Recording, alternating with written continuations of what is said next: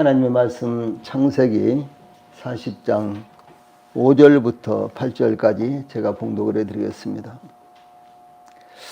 하나님의 말씀 창세기 40장 5절부터 8절까지 제가 봉독을 해드리겠습니다.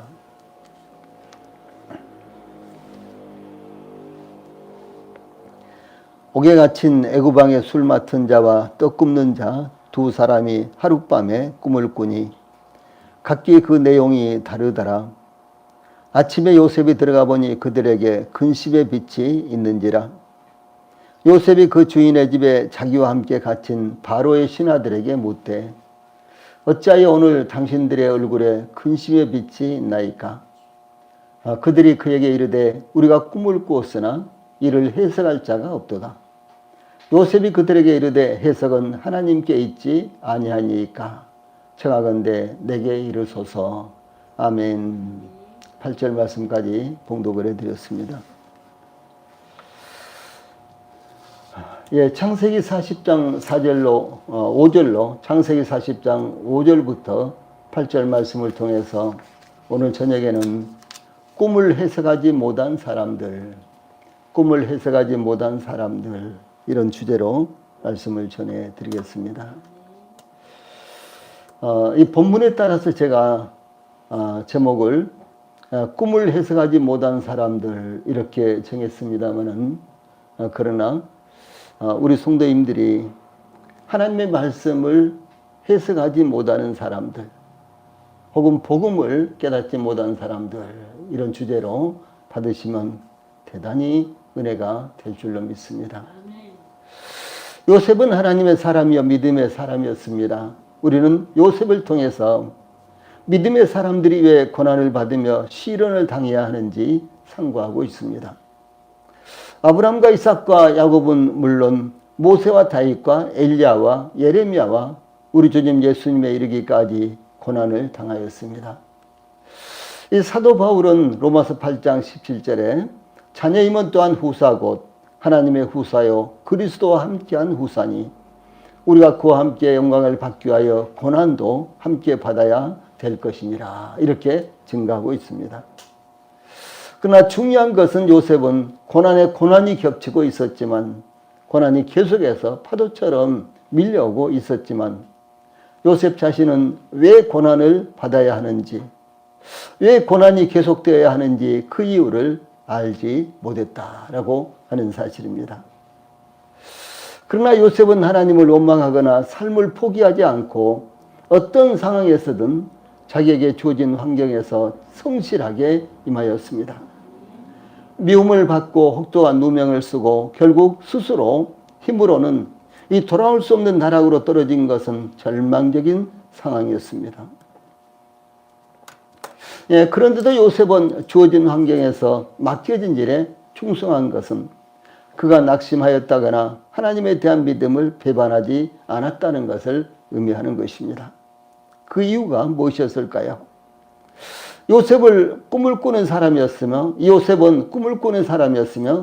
하나님께서 주신 꿈을 가진 사람이기 때문입니다. 그러므로 그는 인간의 시각으로 볼 때는 점점 더 벼랑으로 떨어지는 것처럼 보였지만 믿음의 눈으로 볼 때 또한 하나님의 시각으로 볼 때는 그의 꿈이 점점 이루어지고 있었다라고 하는 사실입니다. 제일 먼저 5절에는 꿈을 꾸는 사람들이라는 이런 내용이 나타나고 있습니다. 요셉이 혹독한 누명을 쓰고 왕의 제수들을 가두는 감옥에 갇혔는데 그 감옥에서도 하나님께서 함께 하시고 하나님께서 요셉과 함께 하심으로 요셉이 감옥의 제수들을 관리하는 책임을 맡아 성실하게 감당하고 있을 때 애굽왕 바로의 술 맡은 간원과 떡 굽는 간원이 범죄함으로 요셉이 갇혀있는 바로 그 감옥에 갇히게 되었습니다. 그때 애굽왕의 친위대장인 보디발은 두 관원장들을 시중들도록 요셉을 임명하였습니다. 그러므로 요셉은 비록 감옥이었지만 왕의 최측근 신하들을 섬길 수 있는 기회를 갖게 된 것입니다. 그러던 어느 날 5절 보면은 옥에 갇힌 애굽 왕의 술 맡은 자와 떡 굽는 자 두 사람이 하룻밤에 꿈을 꾸니 각기 그 내용이 다르더라. 이렇게 말씀하고 있죠. 그들이 하룻밤에 각기 다른 꿈을 꾸었던 것을 증거하고 있습니다.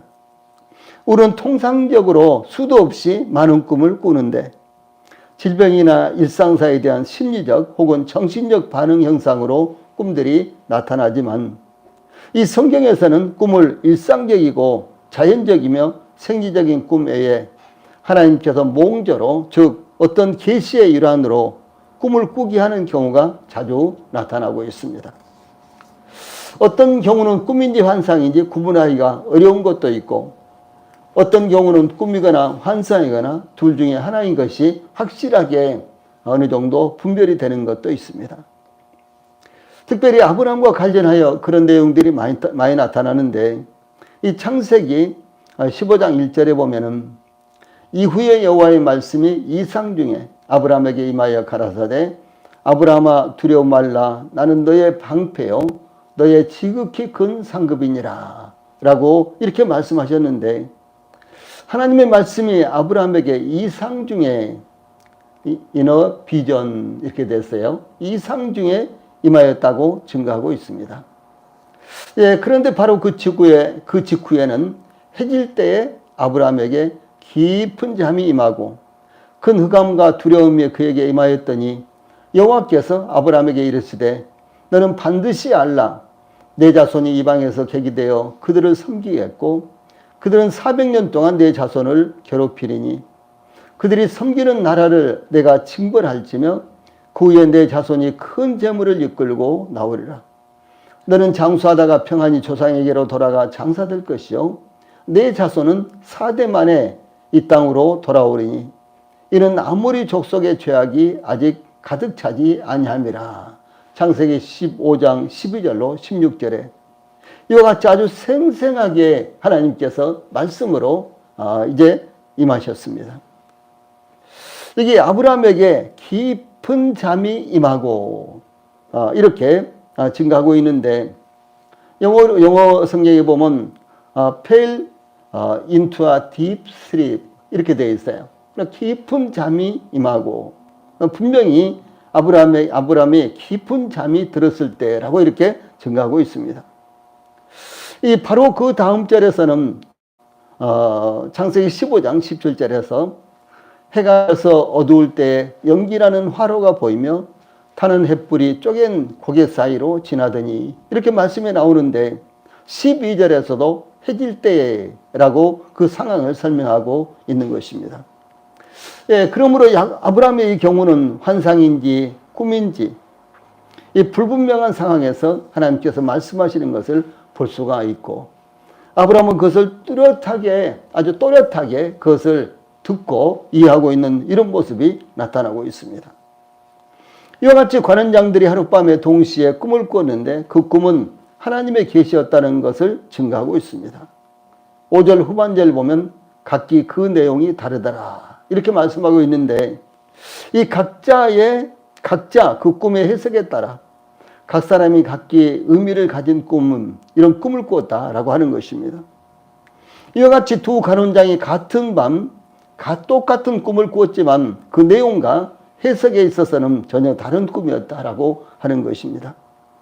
이것은 두 관원장의 꿈이 우연적이거나 자연적인 현상이 아니라 하나님의 섭리적 역사에 의한 계시를 담은 꿈이었다는 것을 의미합니다. 또한 두 관원장의 꿈을 통해 하나님께서 그들의 꿈을 해석할 능력을 요셉에게 주어 요셉이 하나님께서 함께 하시는 명철한 사람이라는 것을 입증시키므로 요셉을 애굽왕 바로 앞에 서도록 하기 위한 하나님의 준비 작업이었다는 것을 우리는 이제 전후문맥을 통해서 알고 있습니다. 예, 그러나 더구나 두 간원장이 하룻밤에 꿈을 꾸었으나 각기 그 내용이 다르더라. 5절 후반절 말씀 이렇게 말씀하고 있는 것은 대단히 중요한 의미가 담겨 있는 것입니다. 이것은 두 관원장이 같은 밤 똑같은 시간에 꿈을 꾸었지만 서로 다른 의미의 꿈을 꾸게 하셨다라고 하는 것을 의미하는 것입니다. 만약 그들의 꿈이 같은 꿈이었고 그 해석이 같은 길조였거나 흉조였다면 요셉의 명철함이 드러날 수 없었을 것입니다. 그러나 그들이 같은 밤 같은 시간에 꿈을 꾸었지만 그 내용이 달랐는데 그 해석도 달랐다라고 하는 것입니다. 이것은 그들의 꿈을 해석하는 요셉의 명철함을 더욱 돋보이게 하며 무대가 요셉에게로 옮겨져 있는 이와 같은 모습을 나타낸 것입니다. 즉 절망적인 상황이지만 하나님께서 쉬지 않고 일하고 계신다라고 하는 사실을 의미하는 것입니다. 다음에 6절로 7절에서는 꿈은 바르게 해석되어야 이런 내용이 담겨져 있습니다. 여느 때와 같이 요셉은 두 관원장들의 시중을 들기 위해 아침에 그들의 방에 들어갔는데 그들이 다른 날과는 다른 모습이었습니다. 6절 말씀, 아침에 요셉이 들어가 보니 그들에게 근심의 빛이 있는지라. 이 말씀은 두 관원장이 근심 가운데 쌓여 있었다라고 하는 것을 의미합니다. 왕의 죄수들을 가두는 감옥에 갇힌 두 관원장은 지난밤에 꾼 꿈으로 인해 근심의 얼굴을 하고 있었습니다.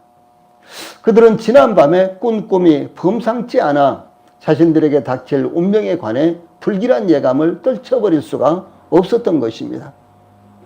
여기서 요셉이 관원장들의 얼굴빛을 살피고 그들에게 근심이 있다는 것을 발견했다라고 하는 것입니다. 이와 같이 요셉처럼 다른 사람의 얼굴을 살필 수 있는 것은 인간관계를 형성하는 데 대단히 중요한 것입니다. 요셉은 가나안 땅의 아버지 집에서는 형들이 요셉에게 언사가 좋지 못했어도 그것을 무시했습니다. 그러나 이제는 성숙한 사람이 되어 그가 섬기는 관원장들의 얼굴빛까지 살피는 섬세한 모습이 나타나고 있습니다. 두 관원장의 얼굴빛이 근심으로 가득하였던 것은 두 관원장에게 지난밤의 꿈이 특별한 의미를 가진 것으로 여겨지지만 그러나 감옥에 갇혀 있는 상황에서 그 꿈을 해석할 만한 사람이 그들 곁에 없었으며 또한 그들의 꿈을 해석하기 위해서 물어볼 만한 사람조차 없었기 때문에 두 관원장은 더욱 답답했던 것입니다.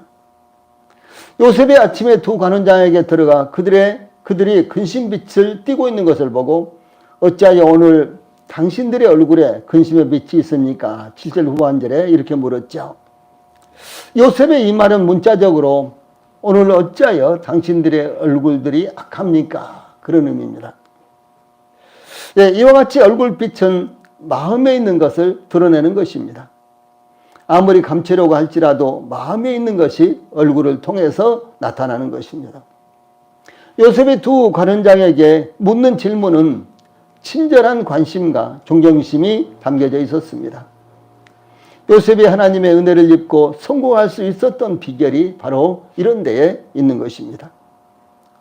요셉은 억울한 누명을 쓰고 감옥에 갇혀 있으면서 애굽왕 바로의 친위대장 보디발의 지시로 두 관원장들을 섬기게 되었습니다. 그런데 요셉은 비록 절망적인 상황 가운데 있었지만 그리고 감옥에 있었지만 친위대장 보디발의 지시를 받아 두 관원장들을 섬겼는데 세심하게 정성껏 섬기는 모습이 나타나고 있습니다.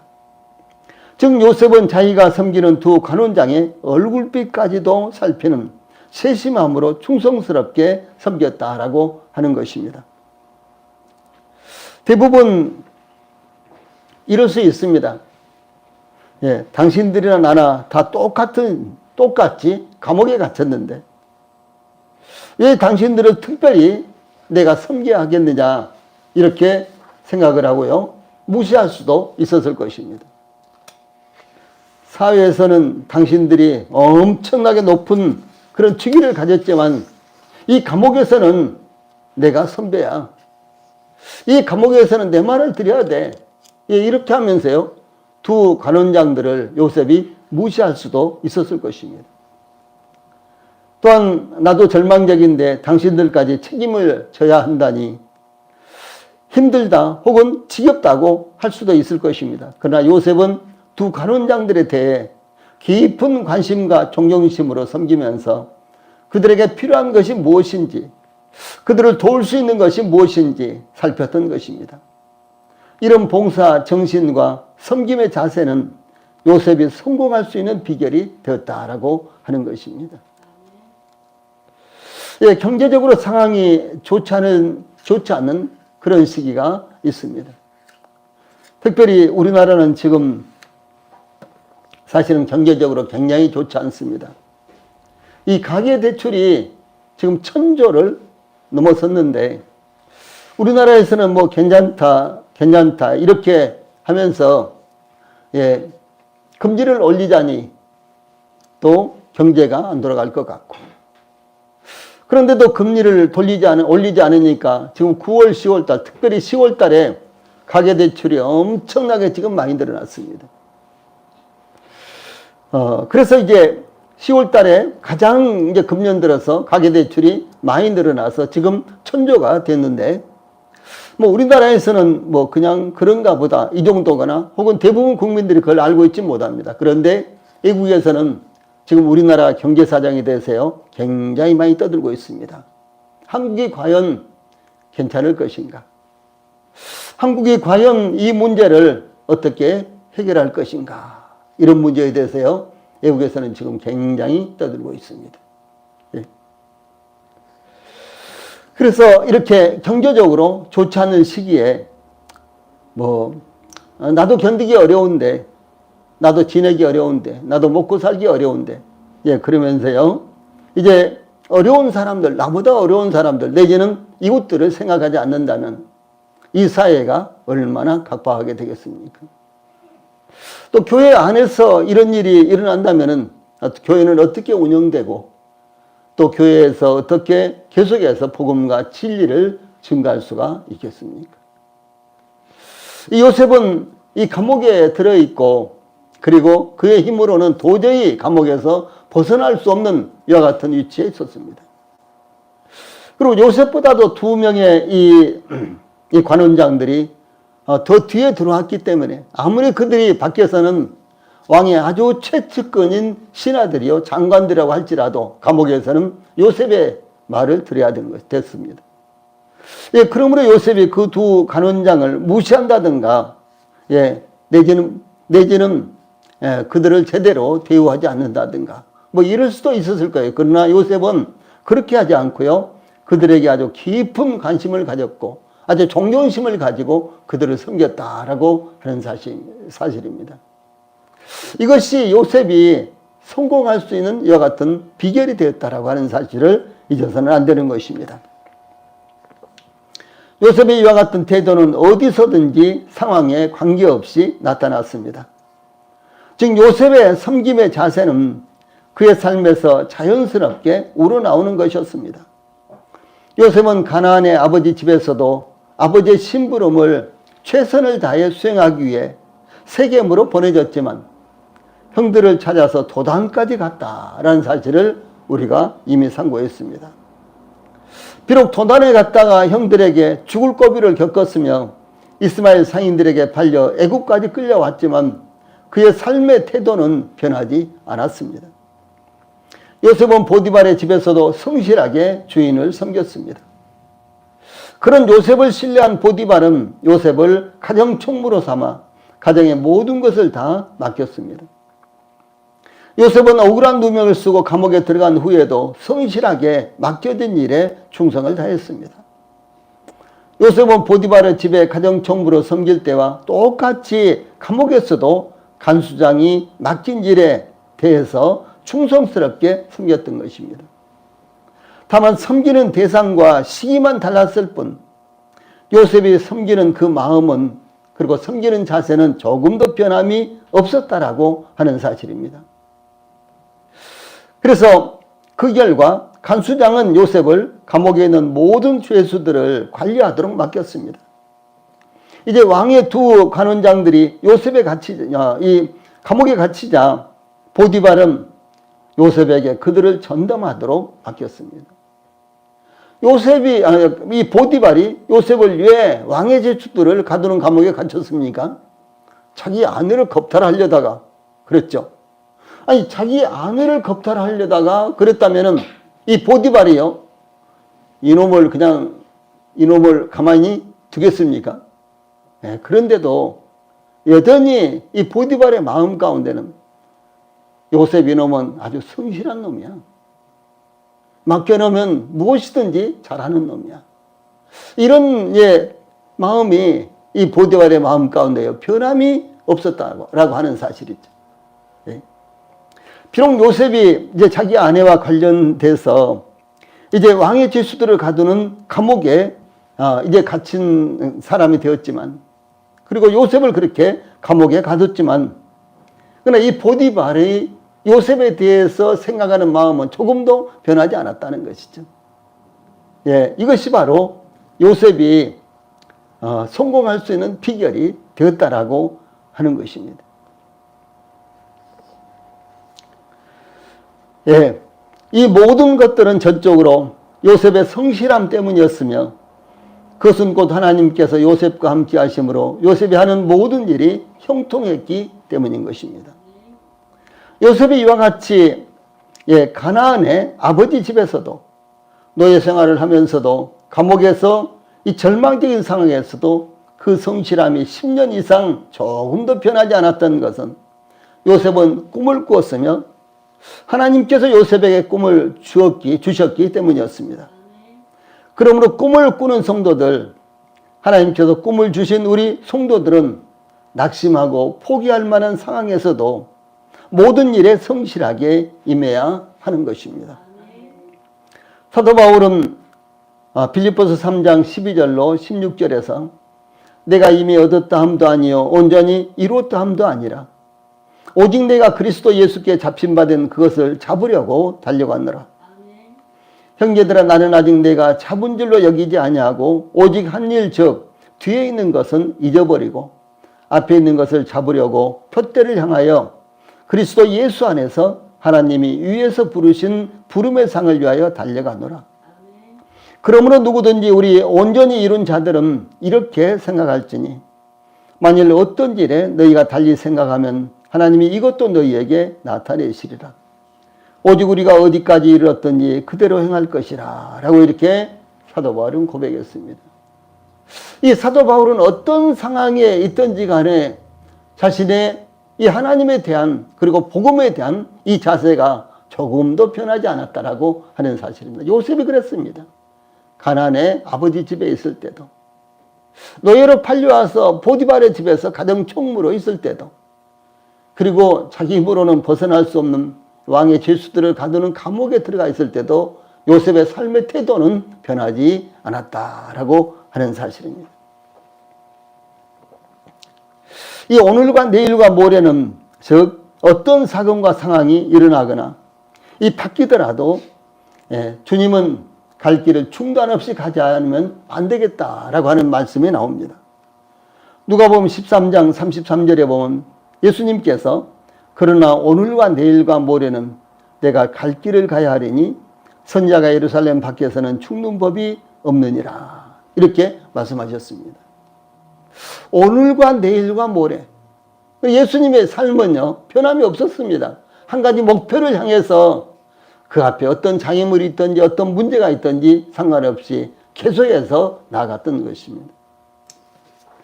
주 예수님의 이와 같은 말씀은 주 예수님의 성육신의 분명한 목적과 하나님의 뜻으로 말미암은 것이었습니다. 이와 마찬가지로 요셉은 집에 있거나 노예로 섬기거나 감옥에 갇혔거나 변함없는 성실함과 인내로 하나님께서 주신 꿈을 기다리며 견뎠던 것입니다. 꿈을 이루기 위해서는 고난도 감수해야 하는 것입니다. 고난이 없이 꿈을 이루는 것은 불가능한 것입니다. 혹시 고난이 없이 이루어지는 꿈은 그 꿈의 가치가 절감될 수밖에 없는 것입니다. 그러므로 우리 성도들도 우리들에게 꿈을 주신 하나님께서 역사하실 것을 기다리면서 믿음으로 나아가야 할 것입니다. 셋째로 8절에는 해석되지 못한 꿈의 내용이 나타나고 있습니다. 해석되지 못한 꿈을 꾼 사람들의 모습이 나타나고 있습니다. 그 두 간원장은 8절 전반절에 우리가 꿈을 꾸었으나 이를 해석할 자가 없도다 라고 그들의 근심을 요셉에게 토로하고 있습니다. 꿈을 꿨다는 것은 감옥에 갇혀있는 두 사람에게는 어떤 변화의 조짐이 나타나는 것을 의미합니다. 그러나 과연 그 변화가 어떤 것인지 알 수 없었기 때문에 생사의 기로에 있는 관원장들로서는 더욱 궁금하고 근심되었던 것입니다. 애굽이나 바빌론에는 신의 뜻을 묻거나 증거하는 특절에도 애굽에 이와 같이 꿈을 해석하는 사람들이 많이 나타나고, 다니엘서라든가 이런 데 보면은 또 역시 꿈을 해석하거나 그런 그 지혜자들의 모습이 많이 나타나고 있습니다. 그러나 두 관원장들은 감옥에 갇혀 있었기 때문에 그들의 도움을 구할 수가 없었습니다. 꿈이 있는데 그것을 해석할 수 없는 것은 참으로 안타까운 일입니다. 하나님께서 하나님의 꿈이요 모든 사람들의 꿈인 하나님의 말씀인 성경을 인류 최대의 유산으로 주셨습니다. 그러나 그 성경을 바르게 해석할 사람이 정말로 희귀합니다.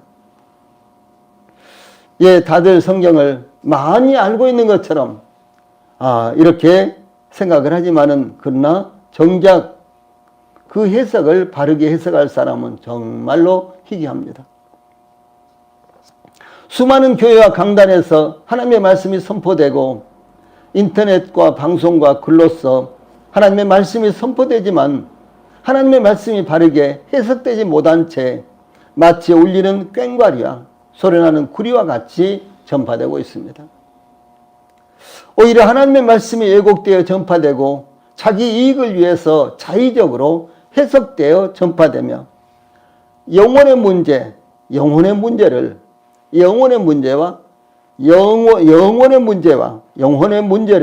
해결하려고 교회를 찾는 사람들을 오히려 구덩이로 끌고 가는 이와 같은 상황입니다. 그러므로 진리의 말씀을 바르게 분별하는 것은 생명과 같은 것입니다. 두 관원장이 요셉에게 우리가 꿈을 꾸었으나 이를 해석할 자가 없도다라고 그들의 근심을 토로한 것은 얼마나 순수한 안타까움이며 소원입니까? 그런데 오늘날은 이와 같이 순수한 사람들을 찾아보기가 어렵습니다. 목회자들은 다 안다고 생각을 합니다. 제가 지난 월요일 날 어떤 세미나에 갔는데 물론 이제 복음을 전하는 것은 아니었습니다. 그러나 그 2시간 동안의 세미나에서 이 복음과 관련된 단어가 한 번도 나타나지 않았습니다. 단어가 나타나지 않았어요. 대단히 큰 교회였고 대단히 유명한 이와 같은 강사였는데 참으로 안타까웠습니다. 그래서 이 목회자들은 다 안다고 생각을 합니다. 그래서 목회자들은 물으려고 하지 않습니다. 이 방법만을 찾습니다. 그러나 방법이 아니라 하나님의 말씀의 의미가 무엇인가 하는 근본적인 것이 더욱 중요한 것입니다. 마찬가지로 교회 다니는 분들은요, 또 다 한다고 생각을 합니다. 묻지를 않습니다. 주일 예배에 참석하고 헌금하고, 그렇게 하면은 예수님 잘 믿는 것으로 생각을 하는 것입니다. 거기다 봉사를 좀 잘 한다든가, 내지는 새벽 기도에 좀 빠지지 않고 참석한다든가. 그러면은 정말 1등 교인으로 생각을 합니다. 그거는 당연히 따놓은 것이고, 천국 가는 건 그건 기본적인 것이고, 이렇게 생각을 하는 분들이 대부분입니다. 그런데 주 예수님께서는 이렇게 말씀하셨어요. 요한복음 13장 12절에서 그들의 발을 씻기신 후에, 제자들의 발을 씻기신 후에 옷을 입으시고 자시 앉아 그들에게 이르시되 내가 너희에게 행한 것을 너희가 아느냐. 내가 너희에게 행한 것을 무엇을 하셨어요? 제자들의 발을 씻기셨죠. 내가 너희들의 발을 씻기신 것이 무슨 의미인지 아느냐? 이렇게 물으셨어요. 주 예수님께서 제자들의 발을 씻기신 그 의미가 무엇인지 아느냐고 물으신 것입니다. 그 의미를 깨닫지 못한다면 어떤 유익도 없는 것입니다. 즉, 주 예수님께서 왜 십자가에서 죽음을 당하셨을까요? 주 예수님은 하나님이십니다. 하나님의 독생자이십니다. 세상을 창조하신 분이십니다. 그런데 그 예수님이 피조물들인 범죄한 인간들을 위해 왜 십자가에 못 박혀 죽음을 당하셨을까요? 죄 짓지 말라고 하신 것일까요? 회개하라고 하신 것일까요? 단순한 사랑의 표현일까요? 그러나 그 사실에 대한 깨달음이 없기 때문에 자의적으로 해석해서 죄 짓지 말라는, 예수님이 우리 때문에 십자가에서 못 박혀 죽음을 당하셨으니까, 그러니까 죄 지으면 안 된다라든가, 이렇게 가르쳐요. 이것이 현실입니다. 예.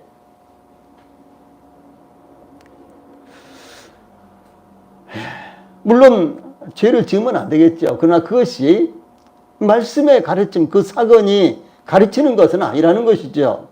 예.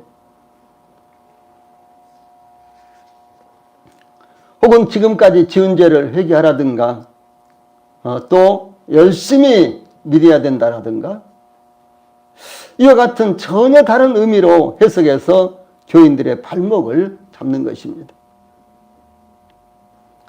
해몽되지 않는 꿈은 아무런 의미가 없는 것입니다. 두 간원장들이 밤마다 꿈을 꾼들 해석되지 않으면 그 꿈은 아무런 역할도 하지 못하는 것입니다. 이건 우리 성도들의 일상생활에서도 하나님께서 허락하신 것들, 하나님께서 역사하신 것들을 깨닫고 그 의미를 발견할 때 저희들에게 유익이 되는 것입니다. 우리는 화요일 저녁, 어제 저녁에 조문을 다녀왔습니다. 전혀 뜻밖의 조문이었습니다. 안타깝고 슬프기도 했습니다. 그러나 그것으로 끝나는 것이 아니라 이러한 조문으로 하나님께서 우리에게 보여주시고 교훈하시는 것이 무엇이냐 하는 것을 발견하는 것이 우리에게 유익이 된다라고 하는 사실입니다. 그냥 인사자 조문 다녀왔으니까 우리가 할 일을 했다. 예, 당연히 우리가 할 일을 했죠. 예. 그러나 그것으로 끝나면은 저희들에게 아무런 유익이 없다라고 하는 것입니다. 이 안타깝고 슬픈 이와 같은 조문, 그것으로 말미암아 하나님께서 저희들에게 말씀하시기를 원하시는 것이 무엇인가라는 것을 우리가 발견하는 것이 참 중요한 것입니다. 이와 같이 우리 성도들 주변에서 일어나는 일, 우리 교회 주변에서 일어나는 일, 이런 모든 것들은 하나님께서요 저희들과 깊은 관련을 맺게 하시는 것입니다. 예, 그것을 통해서 하나님께서 하시는 일이 어떤 것인지를 발견하게 하시고, 예, 그것을 통해서 우리가 어떤 교훈을 받고 어떻게 변화를 받아서 이 세상과의 싸움에서 우리가 이겨나갈 것인가, 이것을 하나님께서 배우기를 원하신다라고 하는 사실입니다. 요셉이 두 간원장들에게 어찌하여 오늘 당신들의 얼굴에 근심의 빛이 있나이까 7절에 이렇게 물었을 때, 관원장들은 노예가, 그러면서요, 노예가 우리가 누군 줄 알아? 노예가? 예, 이러면서요 헛웃음 치고 대꾸도 안 하려고 했을 수도 있습니다. 그렇죠. 그래서 이 관원장들은 가소롭다는 생각으로 대꾸도 하지 않는다거나 내가 알아서 뭐 하려고, 혹은 노예 주제에 내가 물을 것도 간섭할 것도 아니야 라며 매몰차게 대하지 않았다는 것이 참 중요한 것입니다. 이 평소에 요셉의 성실함과 따뜻함을 보고 느꼈기 때문에 자신들과는 차원이 다른 주위에 있었지만 기꺼이 자신들의 속마음을 이 요셉에게 털어놓았다라고 하는 것입니다. 우리 성도님들 생각해 보세요. 요셉은 노예였어요. 그런데 두 간원은 대제국 애굽의 바로 왕의 최측근인 술 맡은 관원장과 떡 굽는 관원장이었습니다. 비록 그들이 감옥에 들어와 있지만은 노예의 신분으로 감옥에 들어와 있는 요셉과 그들과는 너무너무 먼 거리에 있는 것입니다. 그런데도 불구하고 이 두 관원장이 관원장님들 오늘 아침엔 그렇게 얼굴빛이 안 좋습니까? 이렇게 물었을 때 그들이 속마음을 털어놓을 수 있었던 것은 무엇 때문이냐라고 하는 것입니다. 그것은 평소에 요셉의 그 따뜻한 보살핌, 요셉의 그 지혜스럽게 행하는 이와 같은 요셉의 모습들, 요셉의 그 성실함 속에 진실이 있었기 때문에, 요셉의 그 행동에 진실이 있었고 요셉의 말에 진실이 있었기 때문에 이 두 관원장은 요셉과 거리가 엄청나게 먼 거리에 있었지만 그러나 그것을 뛰어넘고 요셉에게 자기들의 속마음을 다 털어놨다라고 하는 사실입니다. 예, 그러므로 복음을 전할 때에도 평소에 어떻게 관계를 쌓아가고 있었는지, 어떻게 관계가 이루어졌는지 이것이 참 중요한 것입니다. 즉 우리 성도들에게 자신의 마음에 있는 것을 털어놓을 수 있는 관계를 만들어야 한다라고 하는 사실입니다. 관원장들이 요셉에게 우리가 꿈을 꿨으나 이를 해석할 자가 없도다 라고 근심스럽게 말했는데, 이것은 마치 요셉에게 도움을 구하는 것과 같은 그런 말이었습니다. 이것은 마치 요셉에게 자기들의 이 처지를 한탄하는 듯한 이와 같은 표현이었습니다. 그러므로 이 두 관원장들은 노예인 요셉, 이 노예인 요셉에게 자기들의 속마음을 털어놓고 도움을 구하는 이와 같은 어떤 측면에서 보면 어처구니 없는 이런 모습을 나타내고 있다라고 하는 것입니다. 이것이 바로 복음을 전하는 저와 우리 성도들의 자세가 되어야 된다라고 하는 사실입니다. 참 중요한 것입니다. 한편 또 마음에 의심이 있고 마음에 물어보고 싶은 것이 있는데도 불구하고 그것을 물어보지 못하는 사람들은 절대로 구원받지 못합니다. 그렇죠? 예. 아니 예수님이 십자가에서 죽은 것이 뭐가 그렇게 의미가 있어서 그거 가지고 그렇게 떠들어 하다못해 이렇게라도 한다는가? 그 예수님이 십자가에서 죽은 것과 나와 무슨 관련이 있는 거야? 이렇게 묻는다던가요? 그렇다면은 그 사람은 금방 복음을 깨달을 수 있는 기회가 되겠죠. 요즘 그렇게 묻는 사람들은 거의 없습니다. 그러므로 우리 성도들이 정말 자기의 속마음을 털어놓을 수 있는 것과 같은 인간관계를 만들어야 된다라고 하는 사실입니다. 예, 요셉은 해석은 하나님께 있지 아니하니까 청하건대 내게 이르소서 8절 후반절에 이렇게 이제 관원장에게 말하고 있죠. 이 요셉이 관원장들에게 해석은 하나님께 있지 아니하니까 청하건대 내게 이르소서라고 이렇게 말했습니다. 그런데 요셉은 아직 한 번도 입 밖에 내지 않았던 하나님을 여기서 꺼냅니다. 참 놀라운 모습입니다. 그래서 복음을 우리가 꺼낼 수 있을 이런 관계를 맺어야 된다. 관계를 가져야 된다. 복음을 우리가 꺼내서 전할 수 있는 이런 환경을, 분위기를 만들어야 된다라고 하는 것입니다. 그래서 꿈의 해석은 하나님께 있습니다. 이것은 비로소 요셉이 복음을 전하는 것이며 두 관원장들에게는 생명의 복음이었습니다. 우리들 주변에는 꿈을 해석하지 못해 안타까워하는 이들이 많이 있습니다. 자신의 인생의 꿈, 자신이 처해 있는 상황에 대한 꿈, 이러한 꿈을 해석하기를 원하는 사람들이 많이 있습니다.